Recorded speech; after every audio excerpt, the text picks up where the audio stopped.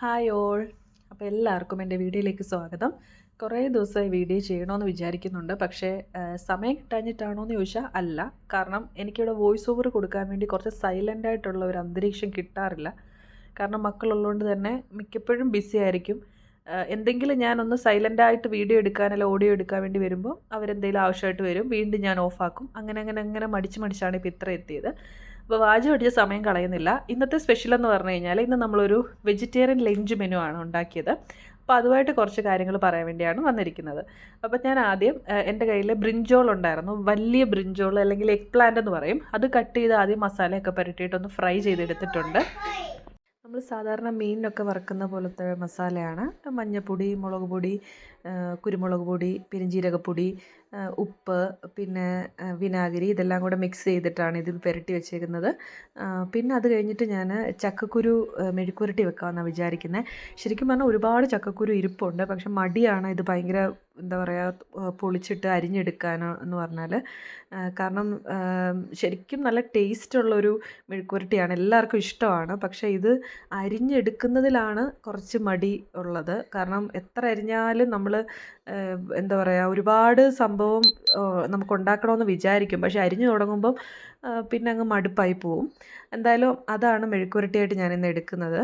അപ്പോൾ അത് ഞാൻ ഇച്ചിരി എണ്ണ ഒഴിച്ചതിന് ശേഷം അതിലേക്ക് കറിവേപ്പില ഇട്ടിട്ട് അരിഞ്ഞു വെച്ചിരിക്കുന്ന ചക്കക്കുരു ഇട്ട് കൊടുക്കുന്നുണ്ട്. എന്നിട്ട് അത് നല്ലപോലെ ഒന്ന് ആ എണ്ണയ്ക്കകത്ത് ജസ്റ്റ് ഒന്ന് വഴറ്റിയെടുക്കുന്നുണ്ട്. അത് കഴിഞ്ഞ് അതിന് ആവശ്യത്തിനുള്ള ഉപ്പ് ചേർക്കാം. പിന്നെ മുളക് പൊടി, മഞ്ഞൾപ്പൊടി ഇതെല്ലാം കൂടി ചേർത്തിട്ട് കുറച്ച് വെള്ളവും കൂടെ ഒഴിച്ചിട്ട് നമുക്ക് അടച്ച് വെക്കാം. അടച്ച് വെച്ച് വെന്ത് കഴിഞ്ഞിട്ട് നമ്മൾ നല്ലതായിട്ടൊന്ന് ഫ്രൈ ചെയ്തെടുത്താൽ മതി. പിന്നെ അതാകുമ്പോൾ നല്ലതായിട്ട് മെഴുക്ക് പുരട്ടി കഴിക്കാനൊരു ടേസ്റ്റാണ്. പിന്നെ ചക്കക്കുരുവിന് ഒരുപാട് അങ്ങനെ വലിയ വേവൊന്നുമില്ല. ഇച്ചിരി വേവായി കഴിഞ്ഞിട്ട് നമ്മൾ മെഴുക്ക് പുരട്ടി ആക്കുമ്പം ഒരു പ്രത്യേക ടേസ്റ്റാണ്. അതായത് നമുക്കൊരു എന്താ പറയുക കടിക്കുമ്പോഴൊക്കെ ആയാലും വേകാത്ത ഒരു ചക്കക്കുരു കഴിക്കുന്ന ആ ഒരു ഫീലൊന്നുമില്ല. അപ്പം അതുകൊണ്ട് ആദ്യമേ ഈ ഒരു പ്രോസസ്സ് അങ്ങ് കഴിയണം. അപ്പം അത് കഴിഞ്ഞ് അടച്ച് വെച്ചിട്ട് ഒന്ന് എന്താ പറയുക നല്ല തിളച്ച് കഴിഞ്ഞിട്ട് ലോ ഫ്ലെയിമിൽ ഇട്ടിട്ട് കുറച്ച് നേരം വേവിക്കാം. ഇടയ്ക്ക് തുറന്ന് നോക്കണം വേവ് കറക്റ്റാണോ എന്ന്. ഇപ്പോൾ ഒരുപാട് വെന്തുടഞ്ഞു പോകുന്ന പോലെയല്ല, എന്നാൽ ഒരു മെഴുക്കുവരട്ടി കഴിക്കുമ്പോൾ ഉള്ള ഒരു ഡ്രൈ പോലെ വരണമല്ലോ. അപ്പോൾ ആ വെള്ളം മൊത്തം പറ്റുന്നത് വരെ നമുക്ക് അടച്ചു വെക്കണം. അപ്പോൾ ഞാൻ ഇടയ്ക്ക് തുറന്ന് നോക്കുന്നുണ്ട്. അപ്പോൾ അതേ നോക്ക്, ഇന്നത്തെ വെള്ളം എല്ലാം പറ്റിയിട്ട് ജസ്റ്റ് വെന്ത് വന്നിട്ടുണ്ട്. അപ്പം ഇതാണ് അതിൻ്റെ കറക്റ്റ് പരുവം.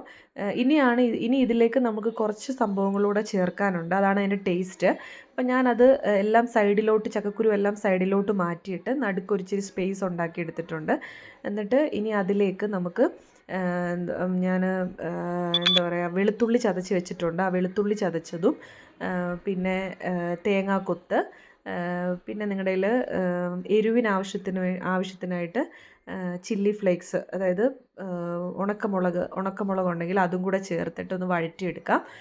അപ്പം നിങ്ങൾക്ക് ഇതെല്ലാം കൂടെ ആദ്യമേ ചെയ്യാം. പക്ഷേ എനിക്കിത് ടേസ്റ്റായിട്ട് തോന്നിയത് ഈ ചക്കക്കുരു വെള്ളമെല്ലാം പറ്റി വെന്ത് കഴിഞ്ഞിട്ട് ഇതുപോലെ നടുക്കോട്ട് ഇങ്ങനെ ചെയ്ത് കൊടുക്കുമ്പോൾ ഒരു പ്രത്യേക ടേസ്റ്റാണ്. ഞാൻ അങ്ങനെ ഉണ്ടാക്കി നോക്കിയപ്പോൾ എനിക്ക് ഒരുപാട് ഇഷ്ടപ്പെട്ടു. അപ്പോൾ ഇത് നമുക്ക് നല്ലപോലെ ഒന്ന് മൂപ്പിച്ചെടുത്തിട്ട് ഇനി എല്ലാം കൂടെ ഒന്ന് മിക്സ് ചെയ്യാം. അപ്പോൾ ഇനിയും എരിവിനാവശ്യത്തിന് മുളക് പൊടി, എൻ്റെ കയ്യിൽ കുറച്ച് ചതച്ച മുളകേ ഉള്ളായിരുന്നു. അപ്പോൾ ഞാൻ കുറച്ചും കൂടെ മുളക് പൊടി ചേർത്തിട്ടുണ്ട്. ഞാൻ കാശ്മീരി മുളക് പൊടിയാണ് ചേർത്തത്. നിങ്ങൾക്ക് എരിവിന് ആവശ്യത്തിന് എരിവുള്ള മുളക് പൊടിയും ചേർത്ത് കൊടുക്കാം. ഇനി നല്ലപോലെ ഇതൊന്ന് വഴറ്റിയെടുക്കണം. ആ മുളക് പൊടിയുടെ പച്ചമണമൊക്കെ മാറുന്ന വരെ ഒന്ന് വഴറ്റിയെടുക്കണം. ഭയങ്കര ടേസ്റ്റാണ്. എനിക്ക് തോന്നുന്നു മെഴുക്ക് പുരട്ടിയിൽ ഏറ്റവും ടേസ്റ്റുള്ള ഒരു സംഭവം ഇതാണെന്ന് തോന്നുന്നുണ്ട്. അപ്പോൾ ഇനി ഞാൻ ഒരു പാത്രത്തിലേക്ക് കുറച്ച് തൈര് ഒഴിക്കുന്നുണ്ട്. അപ്പം നമ്മൾ ഈ തൈര് ഒഴിക്കുന്നത് എന്തിനാണെന്ന് വെച്ച് കഴിഞ്ഞാൽ നമ്മൾ ഫ്രൈ ചെയ്ത് വെച്ചിരുന്ന എഗ് പ്ലാന്റ് ഉണ്ടല്ലോ, അതായത് വഴുതനങ്ങ. അപ്പോൾ അത് ഞാൻ ഓരോ പീസായിട്ട് എടുത്ത് ഈ തൈരിലോട്ട് ഇടുന്നുണ്ട്. അപ്പോൾ കുറച്ച് ഞാൻ ഫ്രൈ ആയിട്ട് തന്നെ കഴിക്കാൻ വേണ്ടി മാറ്റി വെച്ചിട്ടുണ്ട്. കാരണം ഇന്ന് ലഞ്ച് മെനു ആണെന്ന് ഞാൻ പറഞ്ഞല്ലോ. അപ്പോൾ ഒരു ഫ്രൈ ആയിട്ട് കഴിക്കാൻ വേണ്ടി കുറച്ച് വറുത്തത് മാറ്റി വെച്ചിട്ടുണ്ട്. ബാക്കിയുള്ളതൊക്കെ ഇതിലേക്ക് ഇട്ടിട്ട് ഈ തൈരിലേക്ക് ഇട്ട് ഇത് നല്ലപോലെ അങ്ങ് മിക്സ് ചെയ്ത് കൊടുക്കണം. നമ്മളിത് കാണുന്ന പോലെയല്ല, ഭയങ്കര ടേസ്റ്റാണ് ഇത് ചോറിൻ്റെ കൂടെ ഇളക്കി കഴിക്കാൻ. ഞാൻ ശരിക്കും പറഞ്ഞാൽ ഇതൊരു മൂന്നാമത്തെ പ്രാവശ്യമാണ് ഉണ്ടാക്കുന്നത്. അപ്പോൾ ആദ്യത്തെ പ്രാവശ്യം ഉണ്ടാക്കിയപ്പോൾ തന്നെ ഇത് തികഞ്ഞിട്ടുണ്ടായിരുന്നില്ല.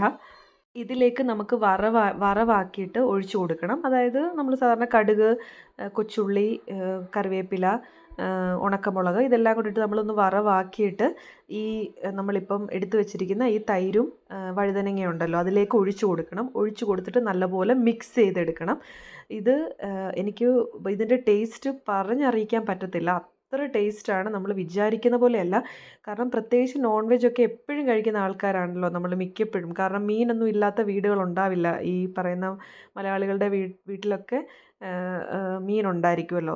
പക്ഷേ മീനില്ലാത്ത ഒരു ദിവസം ഇങ്ങനൊരു ലഞ്ച് ഭയങ്കര സ്പെഷ്യലാണ്. ഇതെല്ലാവരും ഒന്ന് ട്രൈ ചെയ്ത് നോക്കണം. ഇത് മാത്രം മതി ശരിക്കും പറഞ്ഞാൽ നമ്മൾ ചോറിൻ്റെ കൂടെ ഇളക്കി കഴിക്കാൻ. അപ്പോൾ അങ്ങനെ ഇത് മിക്സ് ചെയ്യുക. പിന്നെ ഉപ്പ് നോക്കുക. ഉപ്പ് ആവശ്യത്തിന് വേണ്ട പോലെ ഉപ്പിട്ട് കൊടുക്കുക. എന്തുവാ പുളിയുള്ള തൈരായാലും പുളിയില്ലാത്ത തൈരായാലും കുഴപ്പമൊന്നും എനിക്ക് തോന്നുന്നില്ല. അപ്പോൾ പിന്നെ നമ്മുടെ മെഴുക്ക് പുരട്ടി റെഡി ആയിട്ടുണ്ട്. നല്ലപോലെ ഫ്രൈ ആയി വന്നിട്ടുണ്ട്. അപ്പം ഇനി നമുക്ക് ഉള്ള ചമ്മന്തിയാണ്. ഞാൻ ചമ്മന്തി അരച്ചിട്ടുണ്ടായിരുന്നു. അതായത് ഇതൊരു ഉണക്കമുളക് കൊണ്ടുള്ള ചമ്മന്തി, പിന്നെ ഫ്രൈ ഞാൻ പറഞ്ഞല്ലോ ഫ്രൈ ഉണ്ടായിരുന്നു. അപ്പോൾ ഇന്നത്തെ ലഞ്ച് നല്ല സൂപ്പർ ലഞ്ചായിരുന്നു. എനിക്കിൻ്റെ ടേസ്റ്റ് പറഞ്ഞറിയിക്കാൻ വയ്യ. പിന്നെ ചോറെന്ന് പറയുന്നത് നമ്മൾ ബാംഗ്ലൂർ ആയതുകൊണ്ട് കൂടുതലും ഈ ചോറാണ് നമ്മൾ ഉപയോഗിക്കുന്നത്. അതായത് ബാംഗ്ലൂർ റൈസാണിത്, പ്ലെയിൻ റൈസ്. അപ്പം അതിൻ്റെ കൂടെ ചമ്മന്തി ഉണക്കമുളക് ചമ്മന്തിയാണിത്. പിന്നെ മെഴുക്ക് പുരട്ടി, ചക്കക്കുരു മെഴുക്ക് പുരട്ടി, പിന്നെ നമ്മൾ ഫ്രൈ ചെയ്ത് വെച്ചിരുന്ന നമുക്കിന്ന് ഫിഷും വേറെ ഒന്നും നമുക്ക് നോൺ വെജ് ഇല്ലല്ലോ. അപ്പോൾ അതിന് പകരം ഫ്രൈ ചെയ്ത വഴുതനങ്ങ ഫ്രൈ ചെയ്തത്. പിന്നെ നമ്മുടെ ഇന്നത്തെ മെയിൻ സ്റ്റാർ എന്ന് പറയുന്നത് ഈ ഒരു കറിയാണ്. എന്താ ഭയങ്കര ടേസ്റ്റായിരുന്നു ഈ കറി. എനിക്കിപ്പോൾ ഇത് കാണുമ്പോഴും ഞാൻ ഈ വീഡിയോ ഇപ്പം ഞാൻ ഈ എന്താ പറയുക വോയിസ് ഓവർ കൊടുക്കുമ്പോഴൊക്കെ എനിക്ക് ശരിക്കും പറഞ്ഞാൽ വായിൽ വെള്ളം വരുന്നുണ്ട്. അത്ര ടേസ്റ്റ് എനിക്ക് ഓർമ്മ വരുന്നുണ്ട്. കാരണം ഇത് നേരത്തെ എടുത്തു വെച്ചിരുന്ന വീഡിയോ ആണല്ലോ. അപ്പോൾ ഇപ്പോൾ ഇതിങ്ങനെ ചോറ് ഇളക്കി കഴിക്കുന്നത് കാണുമ്പം തന്നെ ഇപ്പം എനിക്ക് കൊതി വരുന്നുണ്ട് അതിൻ്റെ ടേസ്റ്റ് ഓർത്തിട്ട്. അപ്പം നിങ്ങളെല്ലാവരും ഇതൊന്ന് ട്രൈ ചെയ്ത് നോക്കണം. വെജിറ്റേറിയൻ ഒരു ദിവസം ഒരു വെജ് മെനു ആയിട്ട് നമുക്ക് എടുക്കാൻ പറ്റുന്നതാണ് ഈ ഞാനിപ്പോൾ ഈ കാണിച്ചിരിക്കുന്ന എല്ലാം. അപ്പം എല്ലാവരും ഒന്ന് ട്രൈ ചെയ്ത് നോക്കിയിട്ട് അഭിപ്രായം പറയണം. നിങ്ങൾക്ക് എല്ലാവർക്കും ഇഷ്ടപ്പെടും. ഇഷ്ടപ്പെട്ട എൻ്റെ ചാനലൊന്ന് സബ്സ്ക്രൈബ് ചെയ്യണം, ലൈക്ക് ചെയ്യണം, ഷെയർ ചെയ്യണം. താങ്ക്